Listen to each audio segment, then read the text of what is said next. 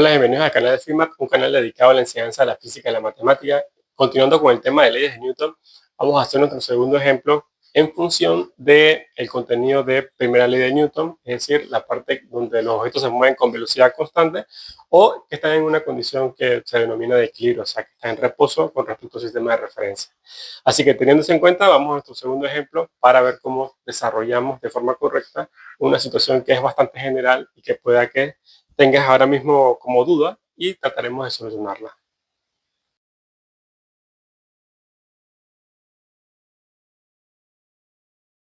Una vez ya leímos el encabezado del problema, podemos sacar la siguiente información. Dentro del problema nos están diciendo de que tenemos un objeto que tiene un peso de 200 newton. Entonces ya sabemos que este objeto que está aquí tiene un peso de 200 newton. Una vez nosotros sabemos eso, tenemos que ir dentro del diagrama, como hicimos en el problema número 1, dentro del problema o del dibujo que tengamos, tratar de ir marcando cuáles son las fuerzas que están actuando dentro del sistema o dentro del objeto.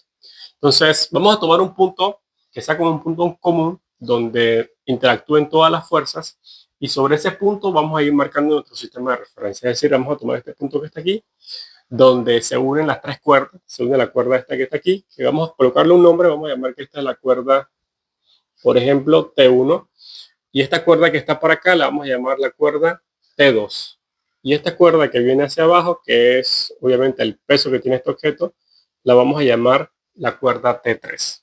Entonces, teniendo eso como referencia, nosotros estamos observando que tenemos tres fuerzas dentro de este sistema, la fuerza T1, la fuerza T2 y la fuerza T3, que son cuerdas y son tensiones. Ahora bien, dentro de nuestro problema ya conocemos cuánto vale W según la información que nos da el problema. W vale 200 newton. Dice que la tensión número 2 está en esta situación donde tiene un ángulo de 40 grados, como muestra la figura. Entonces, lo primerito es, como hicimos en el problema 1, cuando tenemos una fuerza con ángulo, lo primero que tenemos que hacer es tratar de descomponer esa fuerza. Es decir, que teniendo la fuerza y teniendo el ángulo, podemos hacer la proyección de esa fuerza sobre el eje X y la proyección de esa fuerza sobre el eje Y. Siempre hay que tratar de las fuerzas que tengan ángulos, descomponerlas en sus respectivos ejes. Así que vamos a proceder a hacer eso. La tensión 2, por ejemplo, aquí vamos a hacer un plano, un sistema de referencia para guiarnos un poquito mejor. Y entonces ahora, bien, tenemos que recordar un poquito de matemática.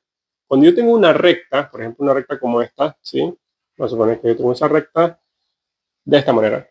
Y el ángulo que uno tenga aquí, por ejemplo, vamos a llamarlo ángulo θ1, va a ser exactamente igual al ángulo que tengamos acá. Si esto es una recta, estos dos ángulos tienen que ser iguales. Eso en matemáticas se le conoce como alterno interno. Y obviamente, por ejemplo, si yo calculo el ángulo que está acá, θ2, este ángulo que está aquí es alterno interno con el ángulo que está acá. En pocas palabras, ¿qué quiero decir? Que si esto es una recta, ¿sí? Lo que estamos llamando T2, la cuerda, significa que el ángulo de 40 que está aquí tiene que ser por obligación igual al ángulo que está acá. Por lo que mencionamos hace un momento, ¿no? Que este ángulo que está aquí siempre es igual al ángulo que está acá, siempre que esto sea una recta. Y a esto se le llama alterno interno porque se están como alternando. El ángulo que está aquí es el ángulo que está acá. Y recordar que obviamente la suma de θ1 más θ2 tiene que dar 90 grados porque esto que está aquí es un ángulo recto. Bien, teniendo todo eso en consideración, sabiendo de que, bueno, la suma de esto más esto debe dar 90, ya yo sé que lo que falta aquí es lo que falte para llegar a 90. ¿Cuánto le decir que el ángulo que nos falta aquí para llegar a 90 sería entonces 50, porque 50 más 40 nos hace los 90 grados. Eso quiere decir que el ángulo que está acá arriba es 50 grados. 40 más 50 hace los 90. Y 50 y 50 se llaman alterno interno, 40 y 40 se llaman alterno interno. Y de esa manera ya sabemos cuáles son los dos ángulos que tenemos aquí. Y ahora la pregunta que generalmente los estudiantes se hacen, bueno, ¿con qué ángulo tengo que trabajar?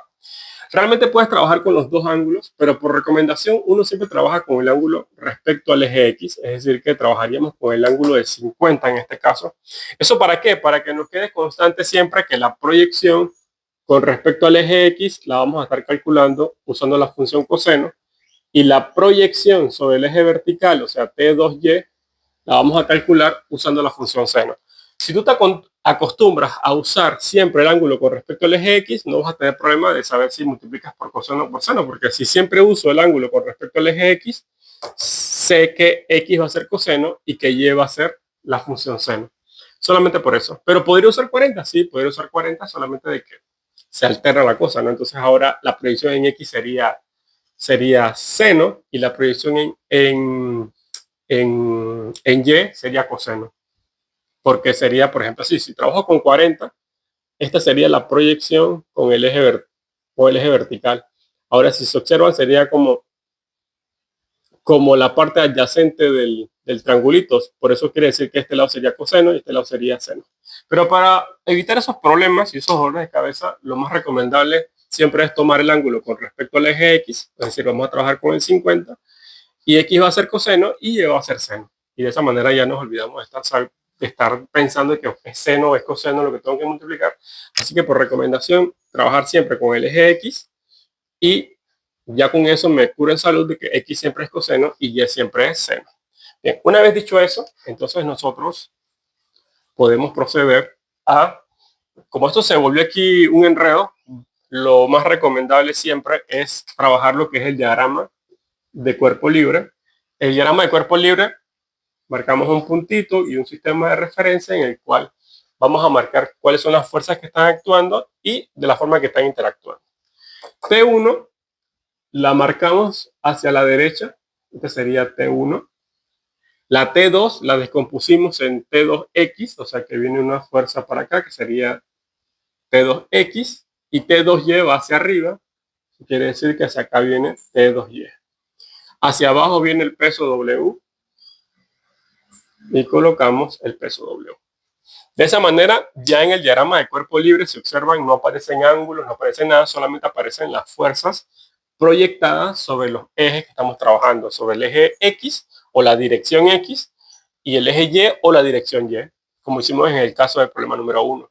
Marcamos todas las fuerzas con ángulo y todo lo que tenemos dentro del diagrama, del dibujo que tenemos, y después procedemos a pasarlo en limpio al diagrama de cuerpo libre, en el cual solamente deben aparecer fuerzas proyectadas sobre los ejes o sobre las direcciones que estamos trabajando. En este caso, recuerden que esto corresponde al eje X y esto que está acá corresponde al eje Y. Entonces, dirección X, dirección Y.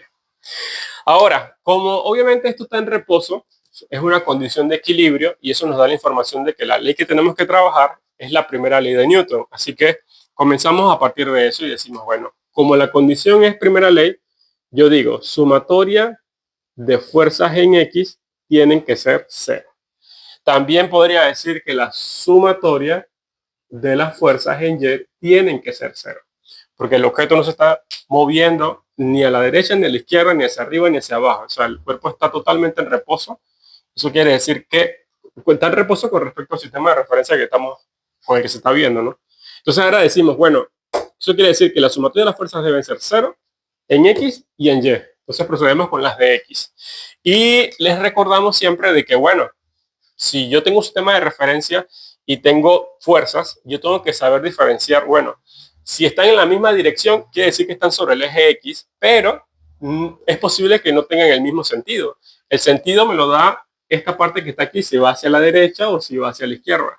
Obviamente uno siempre toma como positivo la dirección del movimiento, pero como en este caso no hay movimiento, generalmente uno dice, bueno, a la derecha positivo, hacia la izquierda negativo. Así que tomando en consideración esa referencia, vamos a decir, bueno, las fuerzas que están a la derecha van a ser positivas, en este caso comenzaríamos con la tensión 1 y restamos la tensión 2X. Entonces aquí algunos se podrán preguntar de que, bueno, ¿y por qué no estamos colocando la fricción y por qué no estamos colocando la fuerza normal? Bueno, no aparece fricción ni fuerza normal porque en este problema no tenemos una superficie. En el problema número 1 teníamos una superficie plana y sobre esa superficie, una mesa o lo que sea que tengamos, apenas tengamos la superficie, aparece lo que denominamos la fuerza normal y aparece también una fuerza de fricción en caso tal nos digan que tenemos que tomarla en consideración. Así que como en este caso no hay una mesa, no hay una superficie, sino que esto está colgando sobre estas tensiones, sobre estas cuerdas, por esa razón, aquí en el diagrama no aparece ni fricción ni aparece la fuerza normal, solamente para aclaración. Y entonces aquí decimos que esto va a ser igual a 0 porque ya no hay más fuerzas en X, ¿no? Como no hay más fuerzas, pongo igual a 0.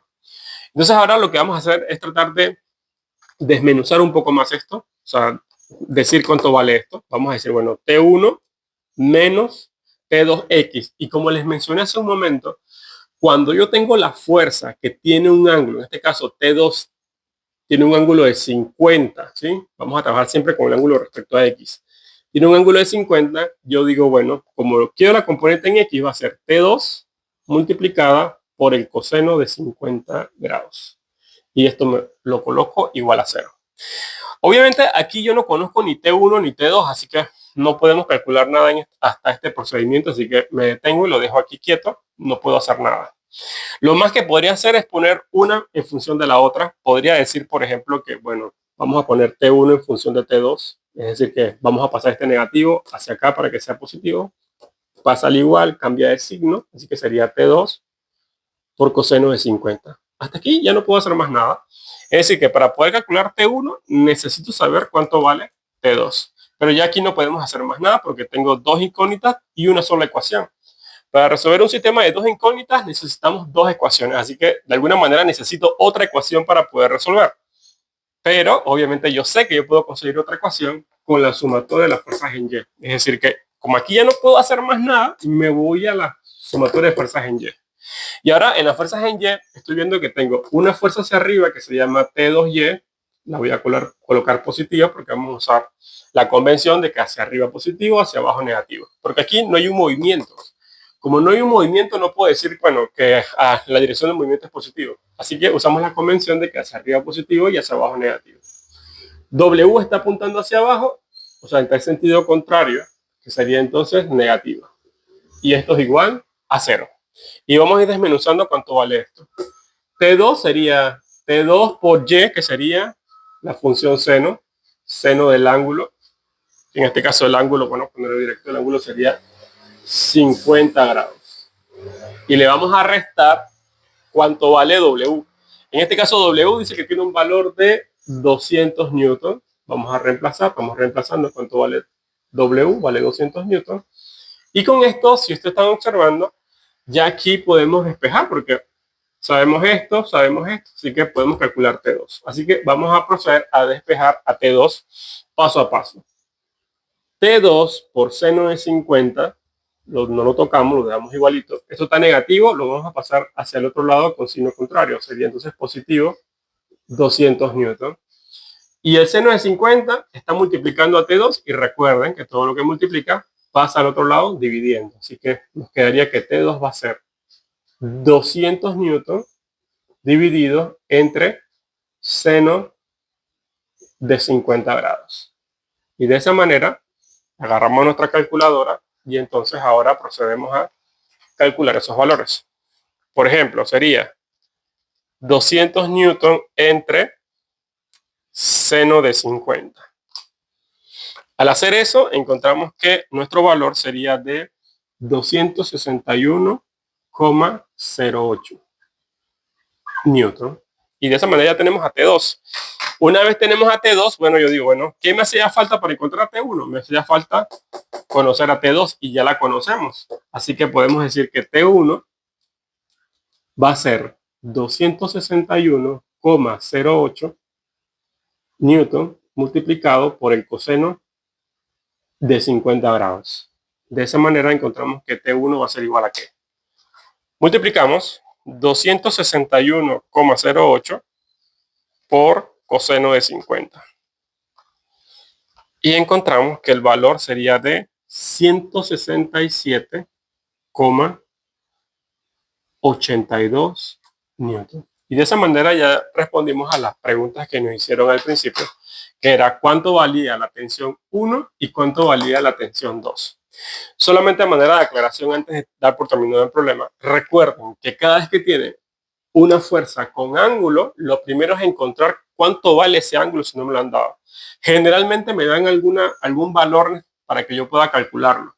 Y recuerden que cuando yo tengo una recta y por ejemplo me dan el ángulo que está aquí, ese ángulo siempre es igual al ángulo contrario acá. ¿Por qué? Porque eso en matemáticas se le llama alterno interno. Y Entonces, cuando yo tengo el ángulo que está aquí, lo único que necesito es preguntarme, bueno, ¿cuánto le falta a 40 para llegar a 90? Porque yo sé que este ángulo que está aquí siempre tiene que valer en total 90. Entonces, 40 más 50 hace los 90, así que significa que el ángulo que está aquí debe ser 50. Así que de esa manera tú puedes ir verificando de que, bueno, ¿qué ángulo me toca trabajar? Tú siempre tienes que trabajar o procura trabajar con el ángulo con respecto al eje X. ¿Para qué? Para que la descomposición que tú hagas de X y Y siempre sea X coseno y Y sea seno. Y de esa manera no estamos pasando tanto páramo y tanto problema en esa situación. Así que esperamos que el video haya sido de su agrado. Vamos a continuar subiendo algunos otros videos con algunos otros problemas. Así que espero que los puedan ver y que sean de ayuda para ustedes. Saludos.